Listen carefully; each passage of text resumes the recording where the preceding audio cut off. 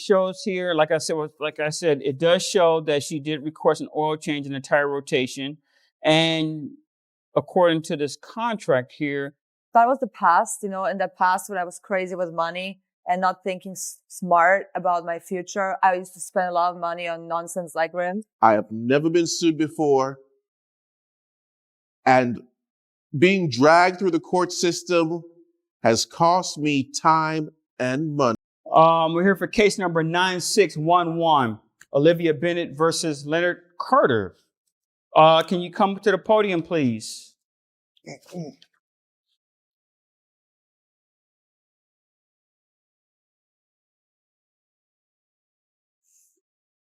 This case is a perfect storm of miscommunication, financial pressure, and a costly decision that spiraled out of control. On one side, we have a model claiming her career took a hit after a simple car service went wrong. On the other, a veteran mechanic insisting he did exactly what was agreed. Nothing more, nothing less. But here's where it gets interesting. A $69,000 lawsuit, damaged rims worth thousands, and a warning that may or may not have been taken seriously. So the real question is, was this negligence or just a case of ignoring a problem until it was? Miss Bennett, good morning. Good morning. How are you? I'm very good, sir. Let me ask you a question, ma'am. Do you have some type of medical issue with your eyes? I do not, sir. It's so bright in here. Do you want me to take off my sunglasses? I would greatly appreciate that. Of course. Thank you so much. Now, Miss Bennett, let me start with Mr. Carter here. Mr. Carter, good morning. Good morning, Judge. I see that you're in my courtroom. First time I've ever seen you in court. Yes. I know Mr. Carter. I just wanted to disclose that because Mr. Carter has a auto mechanic shop that's very well known in this community.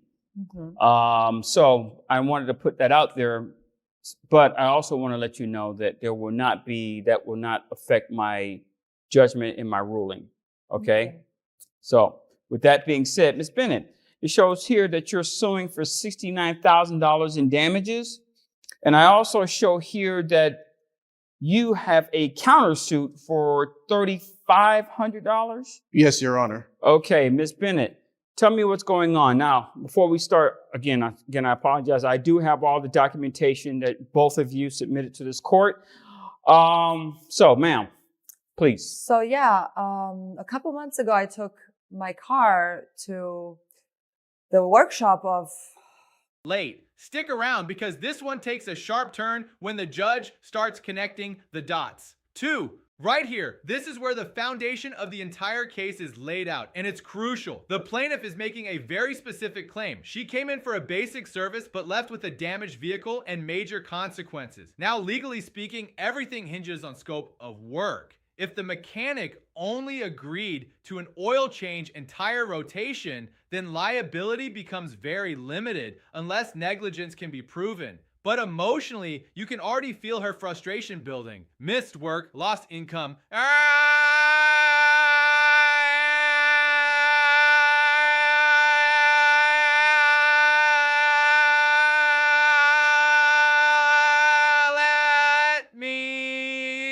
Ask you, if your car came back worse than before, would you automatically blame the mechanic or question whether something deeper was already wrong? This gentleman over here, and what happened is I just wanted a tire and oil change. What happened is I come back to get my car and the car makes weird noises. The brakes squeak. I don't know, like my car was in a complete disastrous situation. Okay. I was furious because I had to take the car back. I had to lose from my job. I'm just curious, what do you do for a living, ma'am?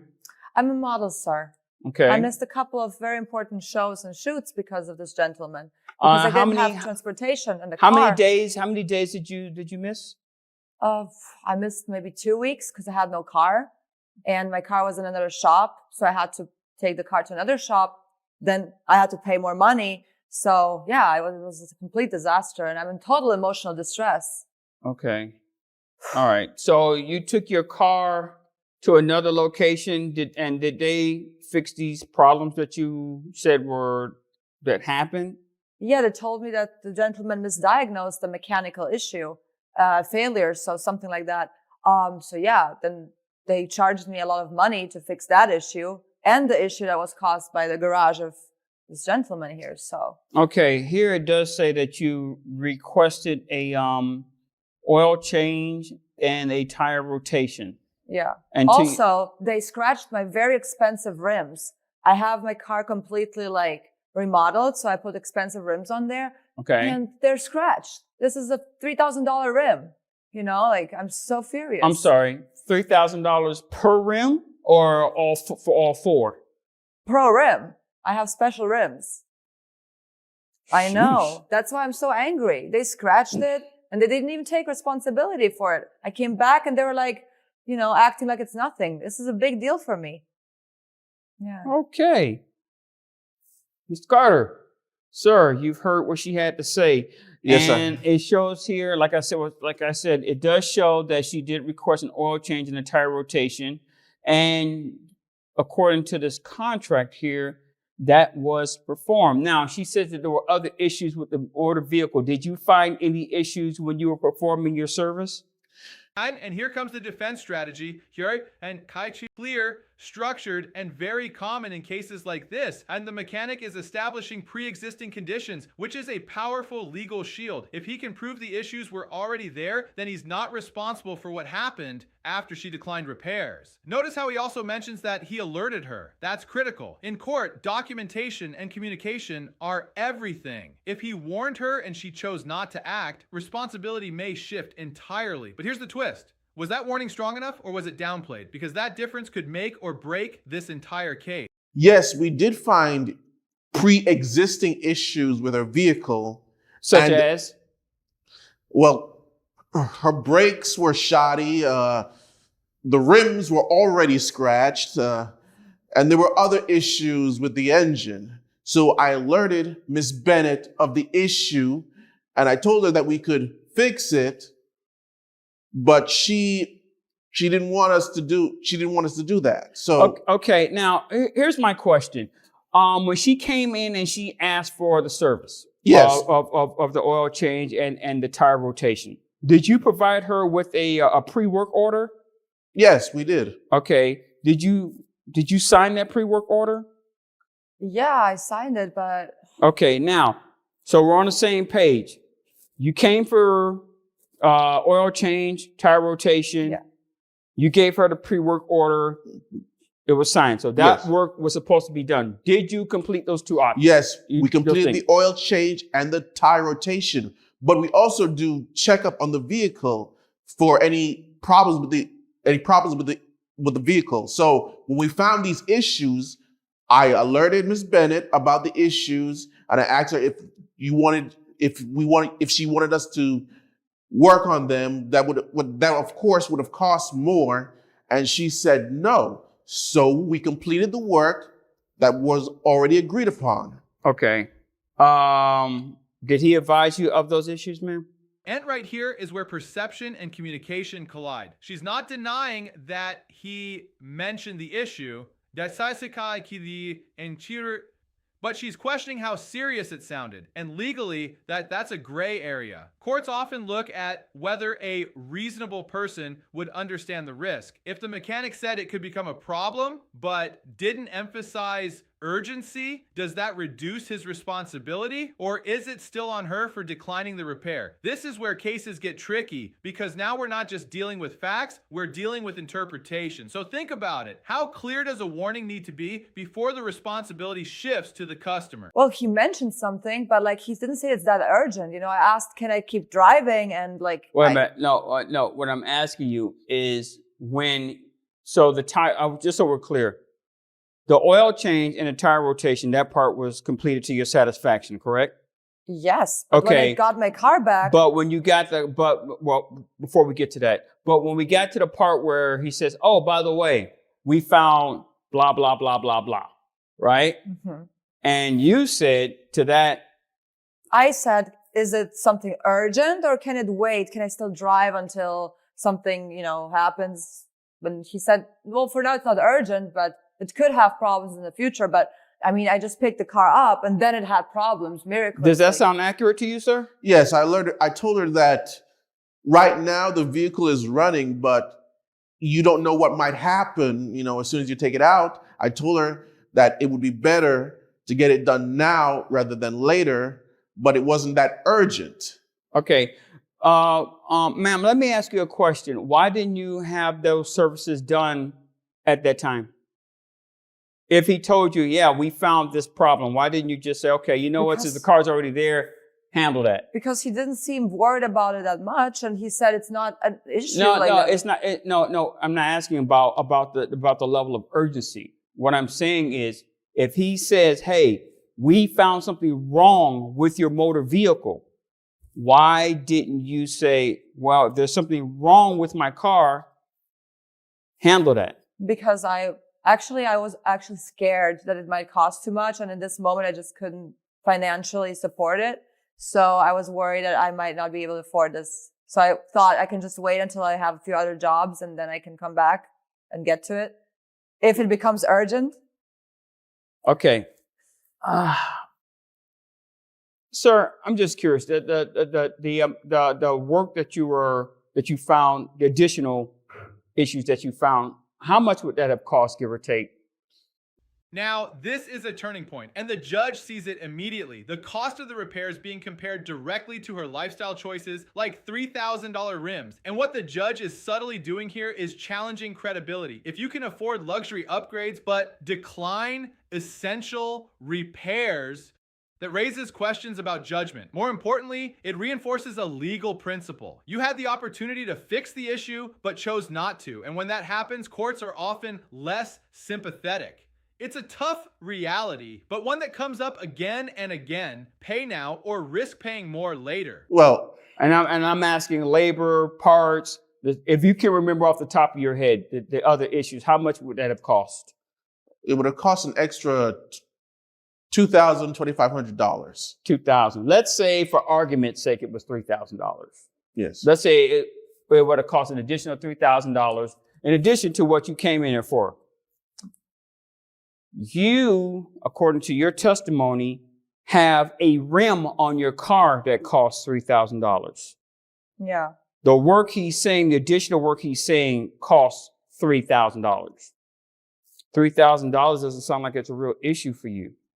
Yeah, well, that was the past, in the past when I was crazy with money and not thinking smart about my future. I used to spend a lot of money on nonsense. So now you're more financially aware, responsible, alert. Yeah. And that's why I was trying to save up on the car and don't put all my money. Cause you know what? I'm new to this country. And honestly, I had experiences with garages always quoting you more just to get more money from you. Okay. And I just feared that he just wanted to do something that's not really necessary in order to make more money. And I didn't think that it was that urgent, which is why I asked, Okay, I understand, and that's a good point. But here's the thing. Did you take your car to another mechanic or another garage? In the past, I have. How much? No. After you left him and you said, oh my gosh, my car has other issues, you eventually took your car somewhere else. First, I went back and complained. No. What I'm getting at is when you took your car to another location to get worked on. You did that, correct? Yeah, after. How much did that cost you? It cost her $2,500. This is where the judge brings in a classic legal and practical concept, mitigation of damages. In simple terms, if you could have prevented the damage or reduced the cost but didn't, your claim weakens significantly. She ended up paying almost the same amount later, which actually strengthens the mechanic's argument. From a legal standpoint, it suggests the original diagnosis was accurate, and that's huge because now the narrative shifts from he caused the damage to he warned you and you waited. So let me ask, does that change how you see the case? You had to pay anyway. There's an old saying, you can pay me now or you can pay me later. Usually when you pay now, it's less expensive than paying later. And you're fortunate because the mechanic that you took the car to charged you the same amount that he would have charged you. Yeah, I just found that it was so unprofessional how he handled my scratches on the rims. That was actually what hurt me the most because I feel like when they were doing something on the tire, someone scratched my rims. They were not like this before. I did not take before and after pictures, which is my fault. But those rims were really precious to Have me. you ever rented a car before? Rented? Yes. Yes, I have. Okay. One of the things that a lot of car rental places do before they give you the key to the car and you drive off is they take photographs of the entire car. Okay. Yeah, correct. And they allow you to look at the car as well. So if you notice like there's a scratch on the car, you can bring it up and says, hey, there's a scratch here. And the guy could document that. So when you bring the car back, they can't say, oh, there was a scratch here. We didn't have that scratch before. You say, yeah, I told you about that scratch the last time I was here. So unfortunately, what you're saying is the rim wasn't scratched.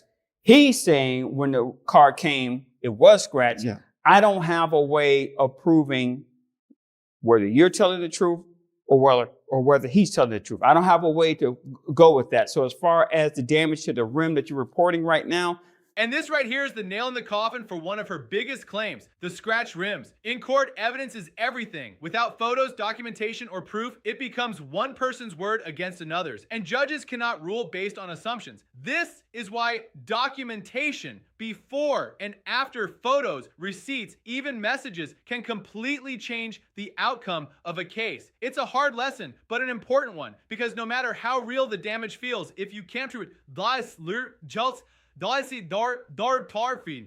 Guy hardcore like this more that you are door stas ras garshi warpan stands. I can't rule on that because neither one of you can have provided information that says that that particular thing is true. Now, as far as the work that was done, okay,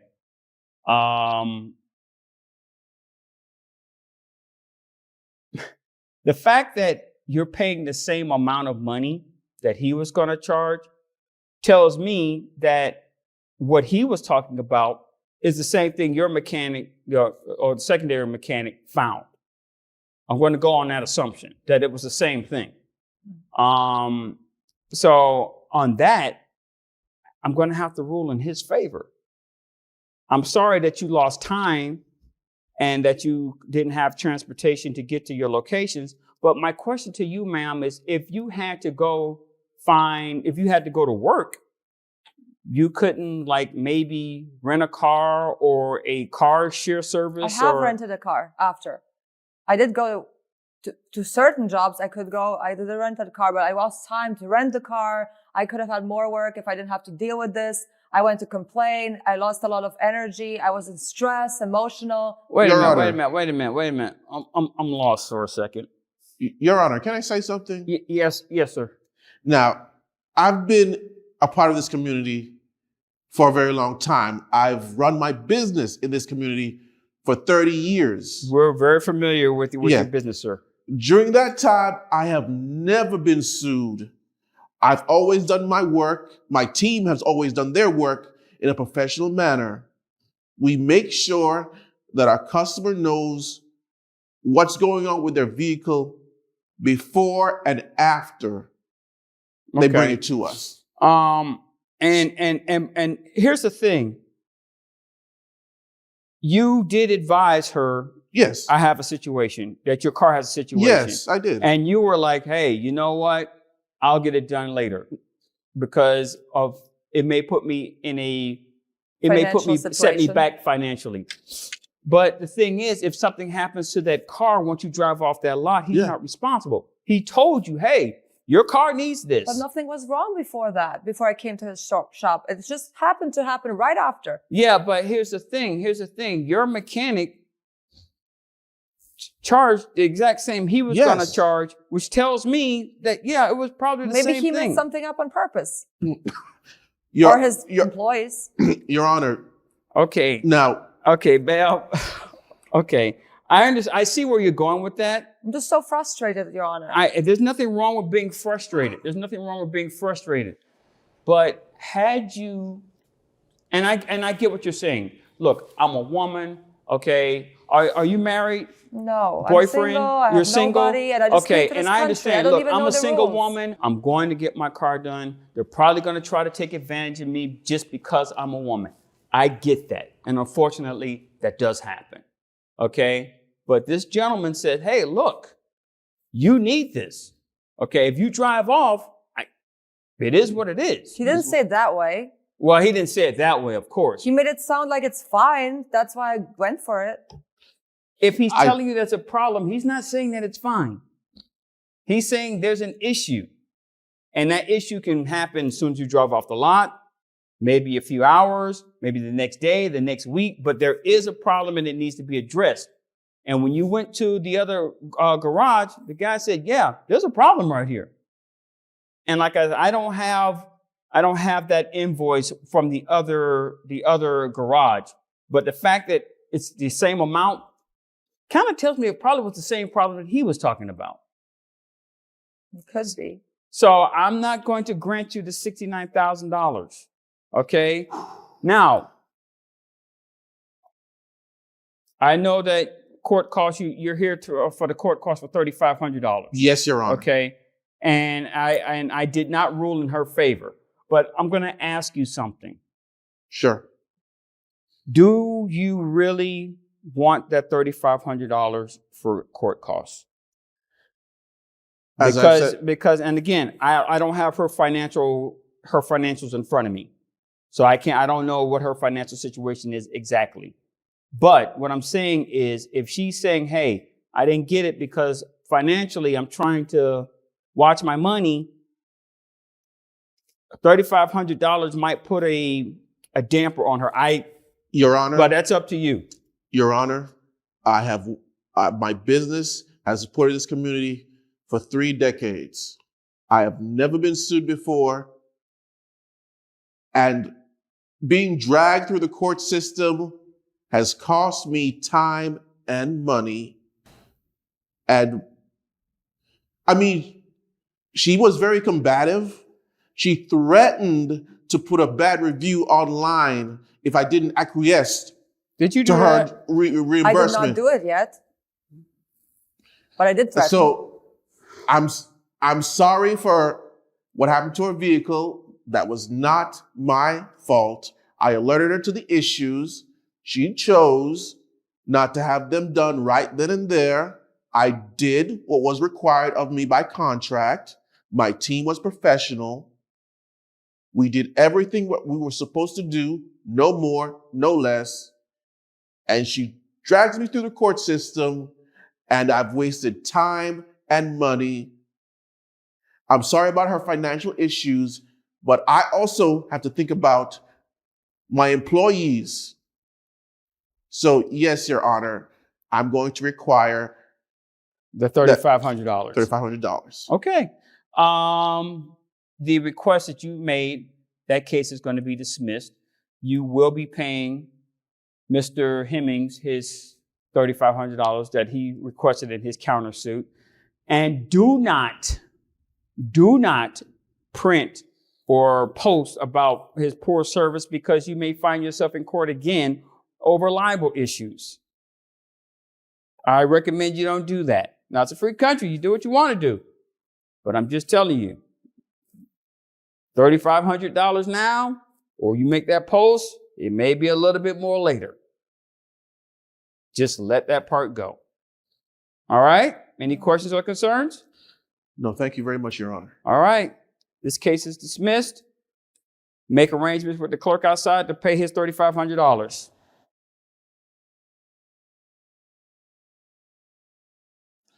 I would like to thank Judge Porter for delivering justice. I feel that the right decision was made today. Like I said, I've been in this community for a long time, and I've run my business through this community for 30 years. And I have never had this happen to me before. And it's not fun getting sued, but I feel that the right decision, that justice was delivered today. My team is professional. We're big on customer service and making sure that our customers are satisfied. I'm sorry for Ms. Bennett's situation, but like I said, I alerted her to the issues to her vehicle. She chose not to have them done then and there, and that was it. Hello. Well, I'm very disappointed of this judgment because now I'm in a even more bigger financial trouble. And I thought I'd come to this country and, my rights will be respected, but obviously not. So whatever, I guess. Final ruling. The judge dismisses the $69,000 claim and sides with the mechanic, even awarding him $35,000 in store costs. The reasoning is clear. The work requested was completed. The additional issues were communicated, and the plaintiff chose not to act at the time. Without solid evidence for the rim damage and with matching repair costs from another shop, the court found no negligence. This case highlights a powerful takeaway. When it comes to repairs, documentation, and timely decisions can make or break your claim. If you found this case as shocking as we did, make sure to hit that like button, share your thoughts in the comments, and don't forget to subscribe for more jaw-dropping courtroom breakdowns.